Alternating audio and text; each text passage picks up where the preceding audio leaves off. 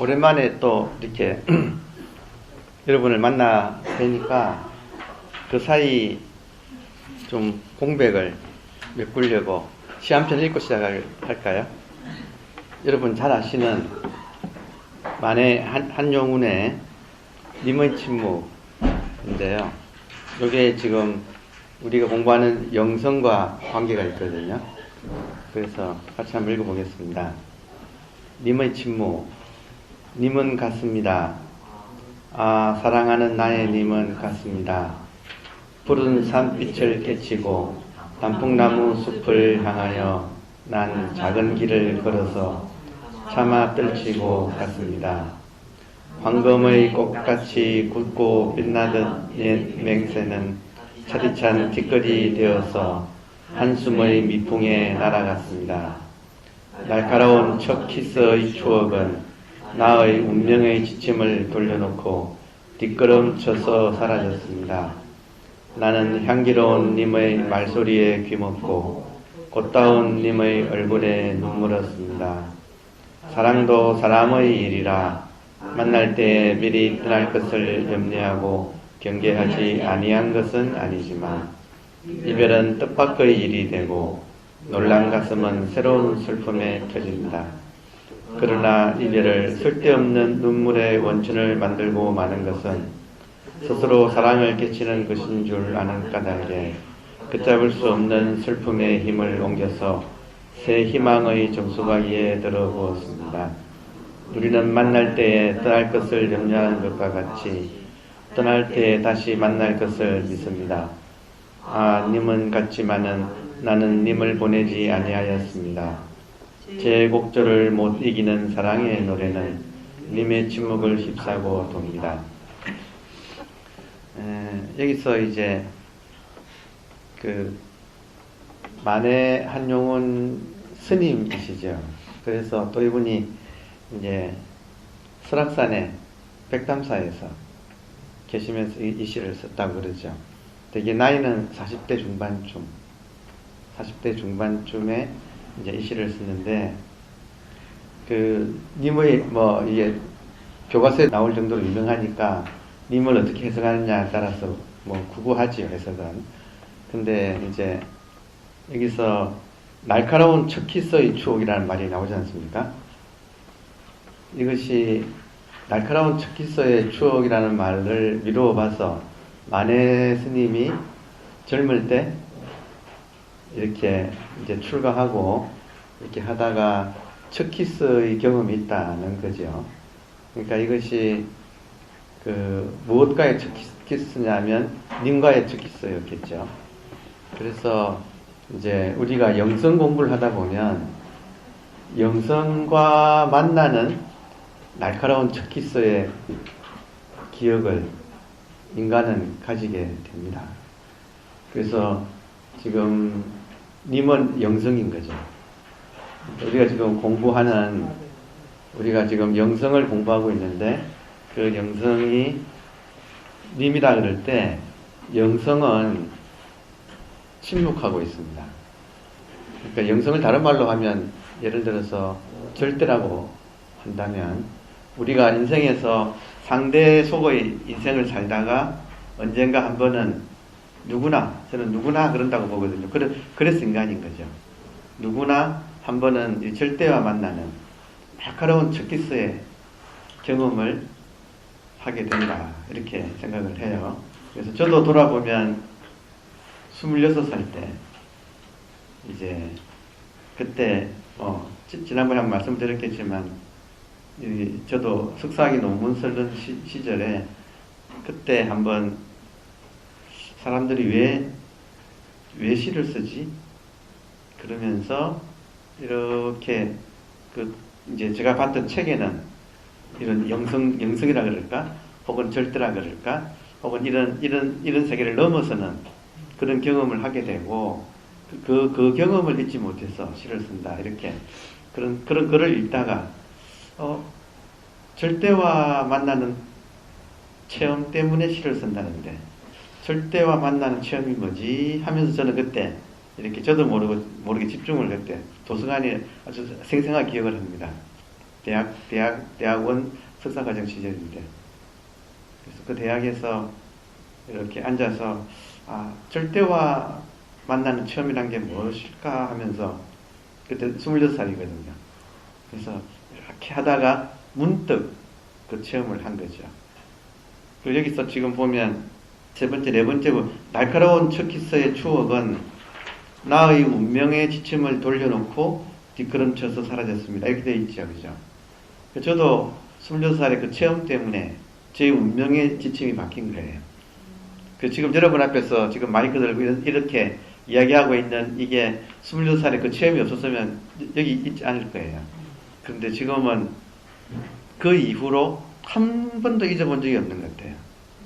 왜냐면 저는 어떤 느낌이냐면, 그때 너무나 순수한 걸 만나서 이렇게 집중을 하다가 그냥 모든 게 사라진 거죠.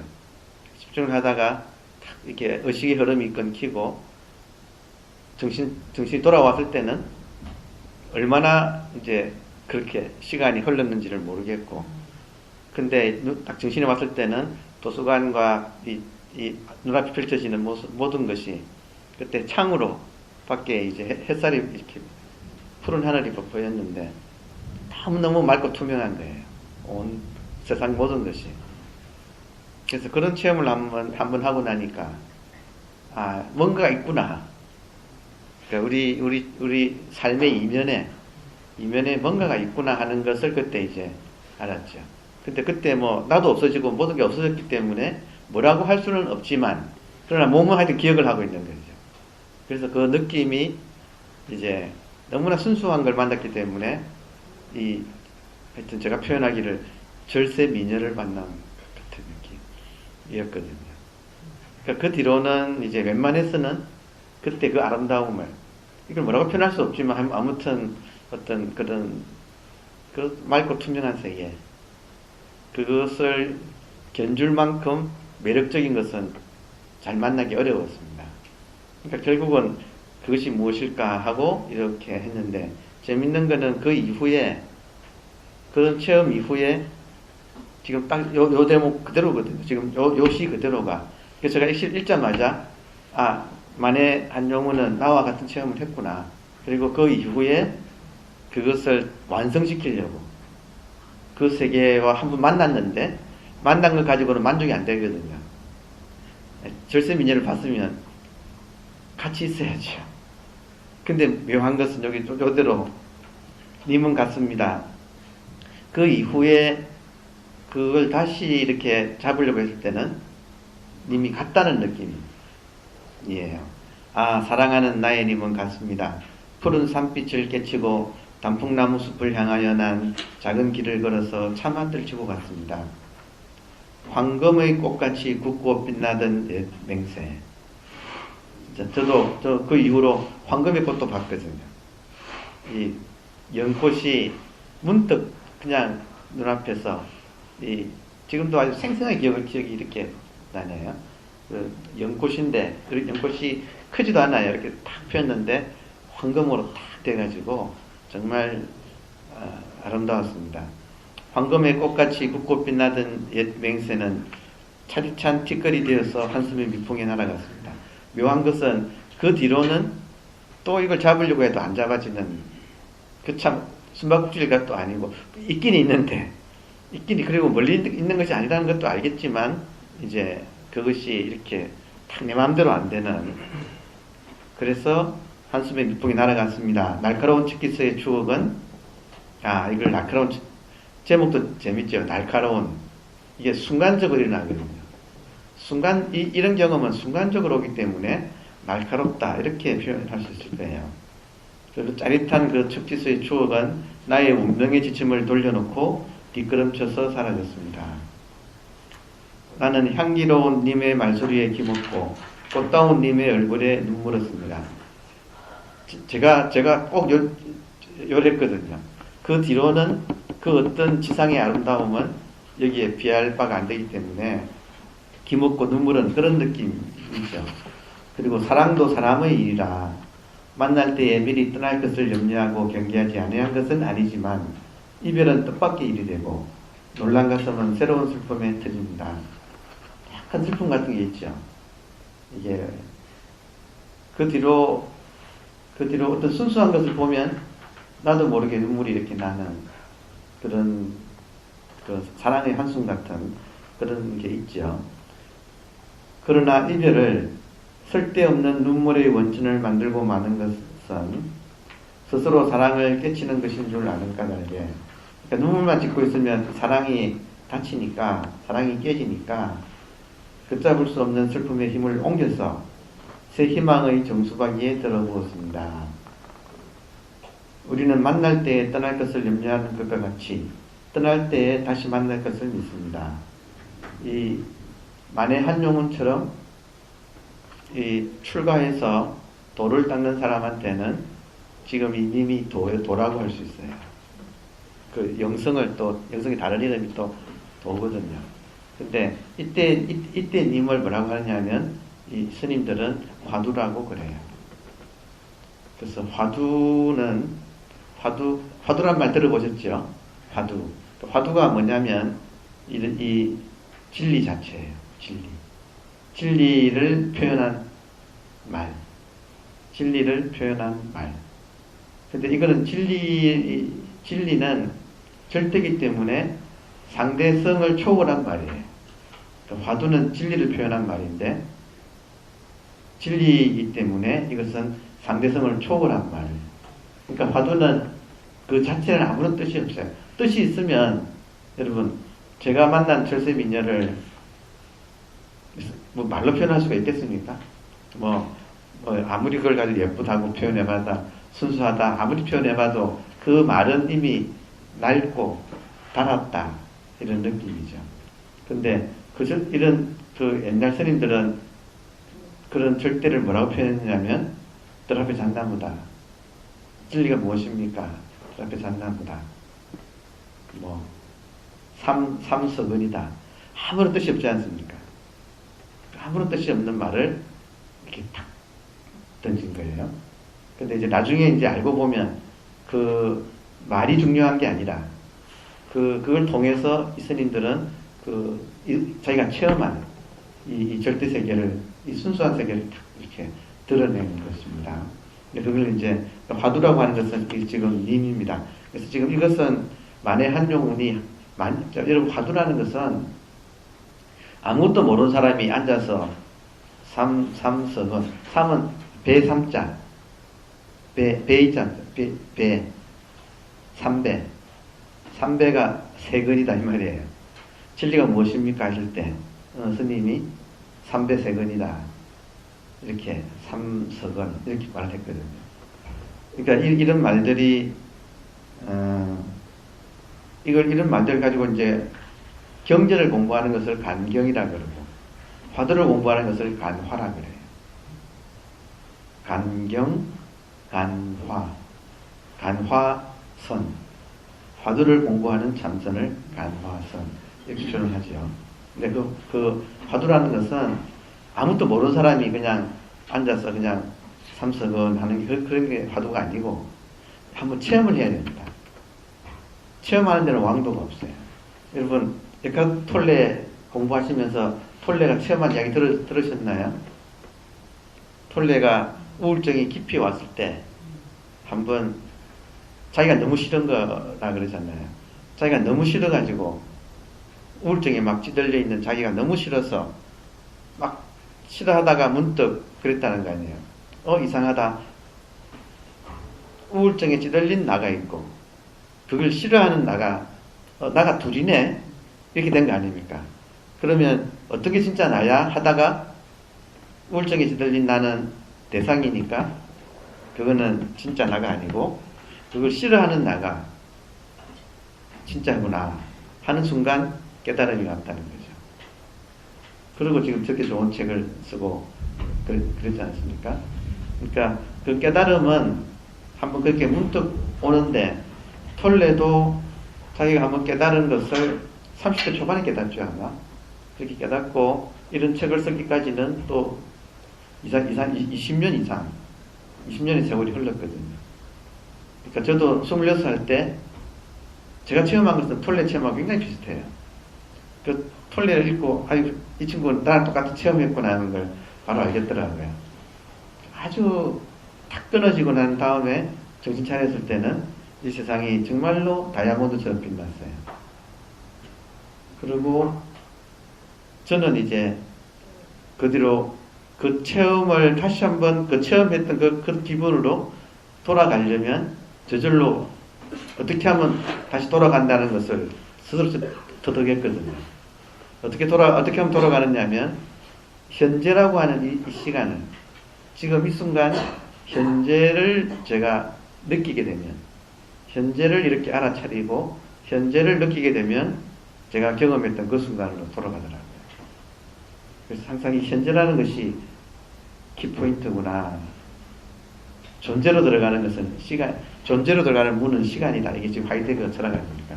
존재와 시간이라고 하는. 그러니까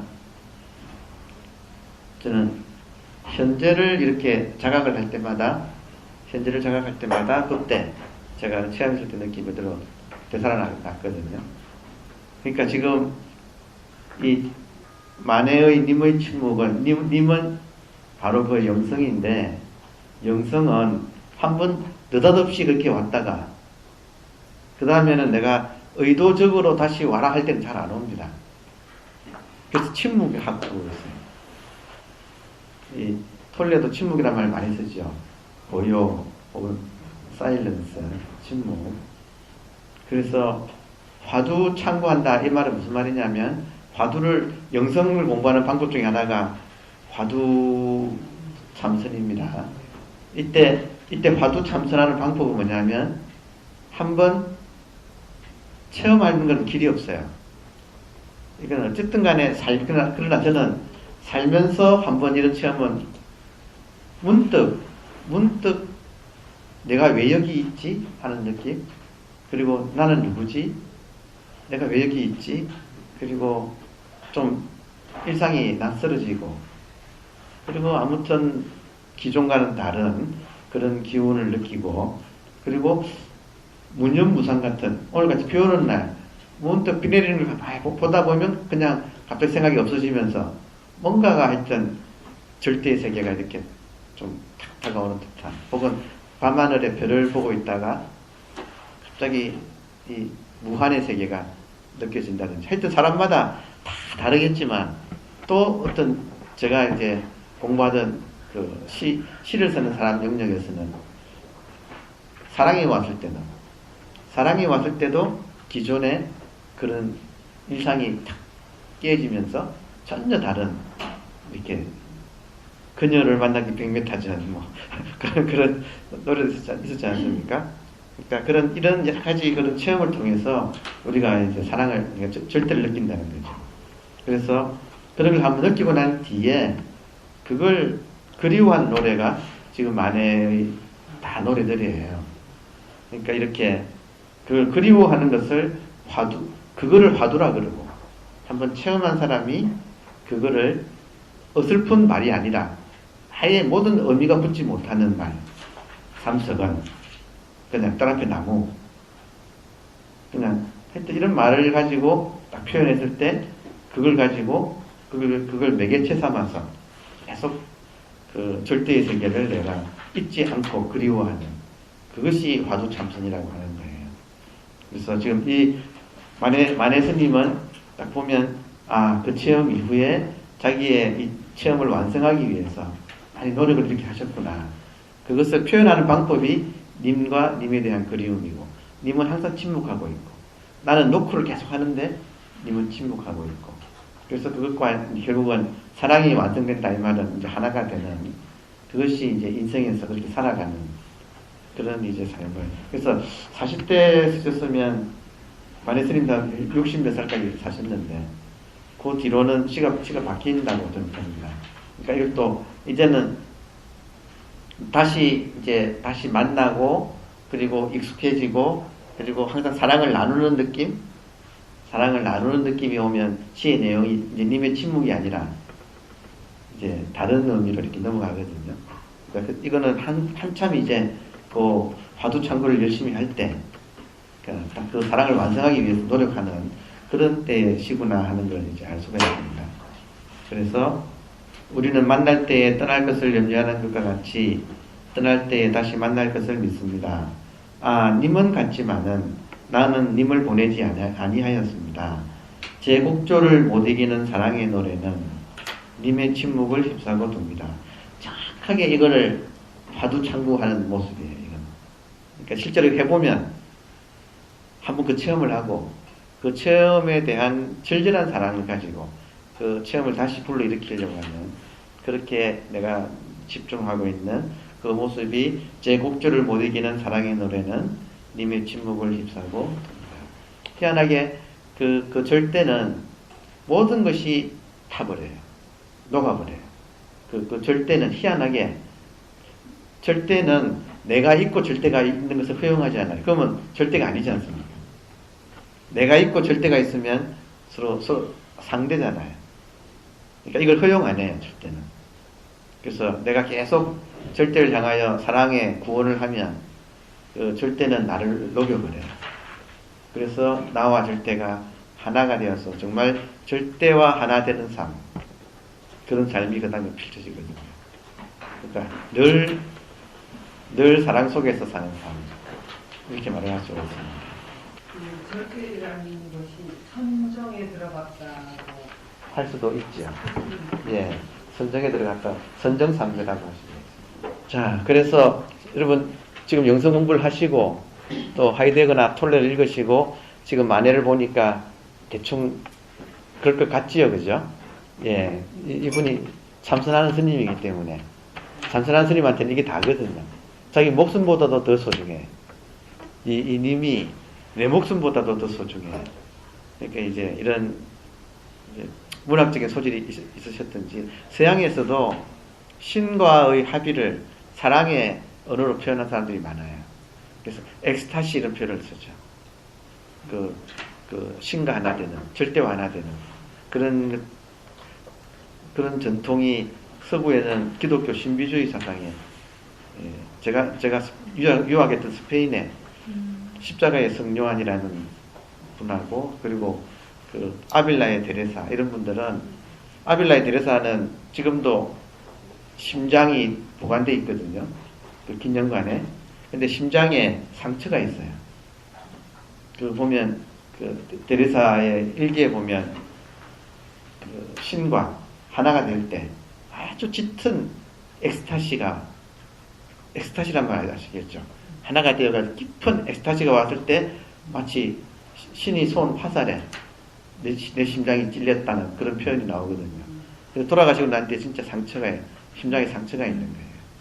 그러니까 이런 것이 이제 그 하나 되는 그 여러 가지 뭐 표현은 다르지만 인간이라면 이 세상을 살면서 이런 체험들을 하고 그리고 이제 인도에는 이런 속담이 있어요.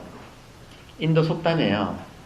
그 어머니가 우리 어릴 때 보면 심부름을 보내가지고 돈을 주면서 이렇게 뭘 사오라고 그 급히 뭐 식사 준비하다가 뭐가 모자라가지고 예를 들어서 고기를 사봐라 그러면 돈을 가지고 고기 사러 이제 나왔다가 우리 고기만 쭉 바로 가서 고깃간에서 고기만 사가 오는 게 아니고 그 돈 가지고 가면서 이거 구경하고 요즘 같으면 애들 게임방 앞에도 잠깐 다 보고 뭐 구경하고 가지 않습니까? 그러다가 어린 시절에는 문득 내가 뭔가 심부름 가고 있는데 뭘 사오라 그랬지 하는 걸 까먹는 수가 있어요. 아마 어릴 때 돌이켜 보면 그런 거 있는데 인도 속담에는 우리가 이 세상에 태어난 이유가 심부름 왔다는 거예요. 이 생명이라는 돈을 받아가지고 이 세상에 심부름 왔는데 뭘 사오라고 했느냐 하면 자기가 누군지 알아오라고. 자기가 누군지 알아오라는 이 심부름을 왔다가 까먹었다는 거예요. 그래가지고 중간에 예쁜 이성을 만나가지고 뭐 사랑하느라고 시간 다 보내고 거기에 또 인간관계가 복잡하게 얽혀져가지고 뭐 시댁 처가댁 해가지고 뭐 또 아들 낳고 뭐 친구 만나고 하는 이런 복잡한 인간관계 때문에 본래 목적을 까먹고 사는 게 보통 사람들의 삶이라고 하는 인도에 그런 설화가 있습니다. 그러니까 우리는 깜빡했지만 다시 생각이 나는 거죠. 그런 체험을 하면서 살고, 그런 체험과 인연이 되어서 이제 조금 더 그것을 심각하게 받아들이게 되면 여러분처럼 이런 영성학교를 찾아오시게 되는 거죠. 그러니까 이런 영성학교는 젊을 때는 못 오죠. 젊을 때는 할 일이 워낙 많으니까. 젊을 때도 왔지만. 제일 젊어요. 20살. 예, 왔지만 또 이렇게 대부분의 사람들은 조금 나이 먹고 철이 들어야, 55세 겨우. 55세에 겨우. 예, 26살에 나도 그래요. 석사 같은 경우는 졸업. 예. 그러니까 우리는 하여튼 그런 체험들을 해요. 근데 그래도 더 재미있는 일들이 많아가지고, 한눈 팔다가 세월 다 보내다가, 아니 재미없어요. 재미가 없어졌어. 속세는 재미없어요. 속세가 재미가 없어지니까. 아니 속세는 재미없었어요 진짜. 그래요? 추가가 재밌어요. 예. 자, 그 다음 하나 더 시가, 이게 제일 유명한 시 두 개죠. 만해 스님의 그 님의 침묵이라는 시집에서 가장 유명한 두 개의 시인데, 또 하나는, 그러니까 잊지 못하는 사람이 그 님을 한번 만나고 난 뒤에 님을 잊지 못한 사람이 이렇게 쓰는 거예요. 그 님을 근데 알 수가 없어요. 왜냐하면 이 절대는 아는 대상이 아니에요. 그 조주 스님의 스승인 남전, 유명한 조주라는 사람이 있는데 그 스승인 남전이 그런 말을 했네요. 도는 알고 모르고에 속하지 않는다. 도는 알고 모르고에 속하지 않는다. 왜냐하면 알고 모르고는 분별의 세계, 상대의 세계니까. 도는 절대거든요. 절대는 알고 모르고에 속하지 않는다 이거예요. 그러니까 할 수 없이 말을 할 때는 이건 알 수 없다. 절대는 알 수가 없다. 왜냐하면 대상화되지 않기 때문에. 대상화되면 이미 상대지 않습니까? 그래서 알 수 없어요. 한번 보죠. 바람도 없는 공중에 수직의 파문을 내며 고요히 떨어지는 오동잎은 누구의 발자취입니까? 지금 정확하게 이런 말이 있어요. 선가에서 많이 쓰는 말인데, 소동파 아시죠? 소동파가 그 지방의 관찰사로, 도지사죠, 요즘 치면. 도지사로 이렇게 임명받아 가가지고 지방 시차를 이제 자기 관할 구역에 한 시차를 가다가 가는 김에 유명한 스님이 있어서 들린 거예요. 그래서 그 스님이 들렸는데 마침 그 스님이 안 계셨어요. 그래서 이 소동파가 편지를 남겼어요. 스님, 저 동파인데 들렸다 갑니다. 스님 용안을 뵙고 그리고 한 말씀, 귀한 말씀을 듣고 싶었는데 안 계셔서 이렇게 발길을 돌립니다. 건강히 잘 계시기 바랍니다. 동파, 이렇게 편지를 남긴 거예요. 그러니까 이 스님이 와가지고 그걸 보고 또 편지를 하나 보냈어요. 뭐라고 보냈느냐면, 도지사께서는 어찌 사람 유정설법만 들으려고 하십니까? 그러니까 자기를 찾아와가지고 설법을 듣고 싶었다는데 안 계셔서 그냥 간다 이러니까 유정설법이지 않습니까? 사람이 하는 말은. 지금 제가 하는 것은 사람을 정이 있는 존재, 유정설법이라고 하는데, 그래서 도지사께서는 어떻게 유정설법만 들으려고 하십니까?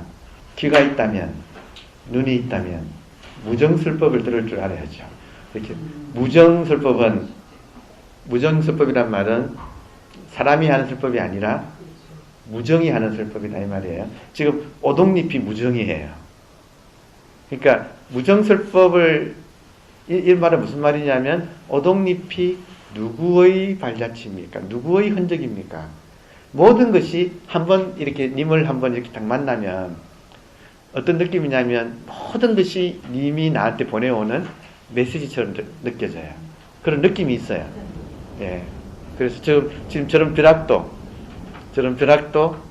저한테 이제 이렇게 메시지를 보내오는 것처럼. 네. 그렇게 모든 관심이 거기 가 있다 이거죠. 그러니까 그렇게 하면 지금 알 수는 없지만, 자, 바람도 없는 공중에 수직에 파문을 내며 고요히 떨어지는 오동잎은 누구의 발자취입니까?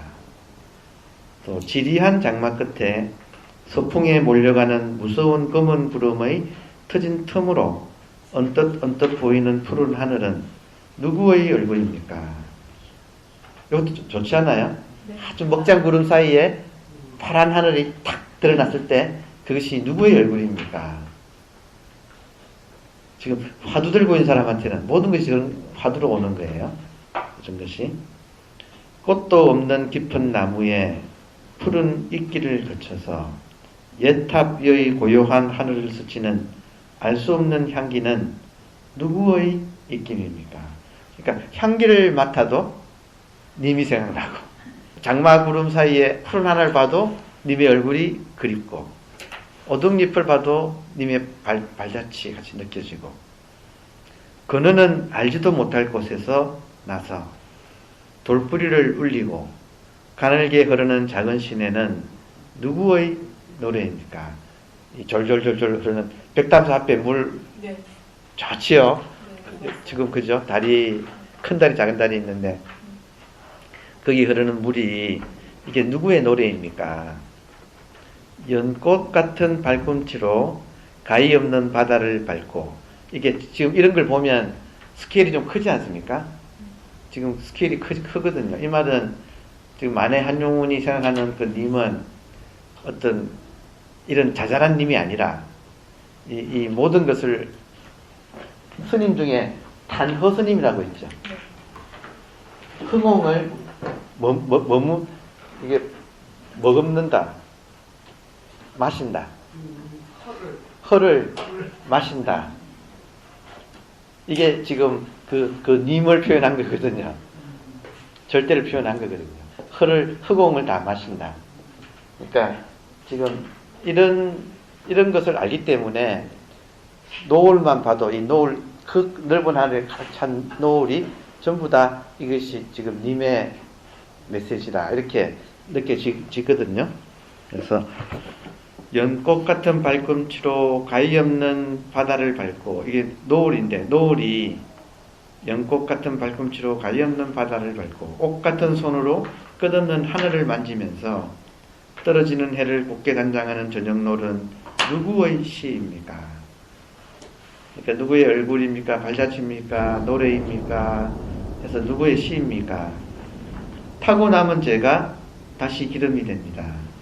참, 이 사랑이 이렇게 한번 만났다가 헤어진 것 같은데 이렇게 꾸준하게 관심을 가지고 있다 보면 그 사랑이 다시 오거든요. 다시 와서 완성되거든요. 그러니까 타고 남은 죄가 다시 기름이 됩니다. 그칠 줄 모르고 타는 나의 가슴은 계속 나는 지금 그걸 그리워하고 있어요. 그칠 줄 모르고 타는 나의 가슴은 누구의 밤을 지키는 약한 등불입니까? 그 깨달은 사람이 여러 분 계시지만 그 중에 이제 조금 더 이 깨달은 자라고 아예 이름 자체가 깨달은 자라고 하는 이름을 불리는 붓다가라는 말이 깨달은 자라는 말이거든요. 그래서 그 붓다가 돌아가실 때 그 항상 모시고 다녔던 아난이라고 하는 그 제자가 붓다한테 스님 가시면 우리는 어떻게 공부를 해야 됩니까? 이렇게 물었어요. 그래서 남긴 말이 자등명, 법등명 이런 말 들어보셨죠? 네. 붓다가 가장 마지막에 한 말이거든요. 이 말 하시고 돌아가셨어요. 그러니까 아난이 스승께서 돌아가시면 우리들은 어디에 의지하고 공부를 해야 됩니까? 했을 때 자, 스스로를 등불 삼아서 밝혀라. 그리고 법을 등불 삼아서 밝혀라. 자등명, 법등명 이렇게 이야기를 했어요. 근데 중국에서는 번역을 이렇게 했는데 초기 불교에서는 등이라는 말은 등불, 지금 여기 등불이 나와가지고 생각이 난 건데 등불이라는 말에 해당하는 그 단어가 원래 뜻이 두 개가 있어요. 원래 뜻이 두 개가 있는데 하나는 등불이란 뜻이고 또 하나는 강에 있는 섬. 삼각주 아시겠습니까? 삼각주 할 때 이 주자 쓰거든요. 삼수변에. 저게 뭐냐면, 물이 도도하게 물이 흘러갈 때, 물에 휩쓸려 가던 사람이, 강물에서 휩쓸려 가던 사람이 탁 이렇게 자기 목숨을 보존할 수 있게 탁 물로부터 빠져나오는 것. 강에 있는 섬이에요. 그러니까 이 섬이 바다에 있는 섬이 아니라 강에 있는 섬인데, 이 등이라는 말이 자기를 등불로 삼아라 이 말도 되고, 그러니까 초기 불교에서는 섬이라고 번역을 해놨어요. 그러니까 강물에 휩쓸려 가는데 거기에 섬이 있어서 삼각주가 있어서 여기서 우리가 목숨을 건질 수 있다. 요 삼각주를 의지해서 공부해라. 이 말이에요. 그러면 강물이 흘러간다 그럴 때 도도하게 강물이 흘러간다. 이거를 불교의 진리를, 이게 진리의 도장이라 해서 법인이라고 해서 법, 진리, 인은 도장, 삼법인, 세 가지 법의 도장이라고 딱 말해놓은 게 있어요. 그 중에 첫 번째가 재행, 무상이라는 말이에요. 모든 것은 무상하다. 모든 영원하지 않다. 예, 영원하지 않다. 영원하지 않, 무상하다. 재행무상. 들어보셨습니까? 네. 재행무상. 여러분, 영성 공부하려면, 영성 공부의 가장 중요한 포인트가 뭐냐면, 재행무상을 느끼는 거예요. 재행무상을 다른 말로, 요즘 말로 하면, 하이데그 용어를 쓰면, 재행무상이 어떻게 되느냐면, 존재의 시간성이에요. 그러니까, 지금 우리가 지금 영성학교에서 그죠? 영성 수업을 하고 있습니다. 그래서 이 부처님이 유언을 남길 정도로 가장 중요한 게 뭐냐? 이 세상이 모든 것이 시간 속에서 흘러가고 있다는 것을 우리가 먼저 알아채려라 이거예요. 이 도도하게 흐르는 이 시간의 강물 속에서 모든 것이 떠내려가는데, 시간의 강물 속에서 모든 것이 떠내려가는데, 여러분 떠내려가지 않습니까? 지금 이거 설명해야 되나요? 시간 속에서 모든 것이 지금 흘러가고 있죠. 네. 예외 없지 않습니까? 유일하게 흘러가지 않는 강물 속에 섬이 있다. 아, 이게 기가 막힌 말이거든요. 여기에 의지하면 이 무상한 흘러가는 시간을, 다른 말로 불교에서는 생사라고 해요. 생사. 나고 죽는 거. 불교에서 볼 때는 나고 죽는 것이 반복이거든요. 지금 제 말 하나도 나고 죽어요. 이 지금 마음학교 입장에서 본다면, 마음학교에 제가 들어왔을 때 났어요. 태어났어요. 그리고 수업 끝나고 나가면 마음학교 입장에서는 저는 죽는 거예요.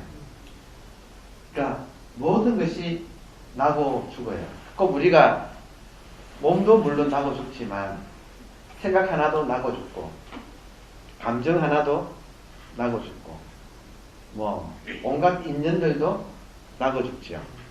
그렇게 모든 것이 흘러가는데, 흘러가지 않는 그 도도한 강물 속에서 이 삼각주가 있어서, 섬이 있어서 거기에 의지하고 살아라.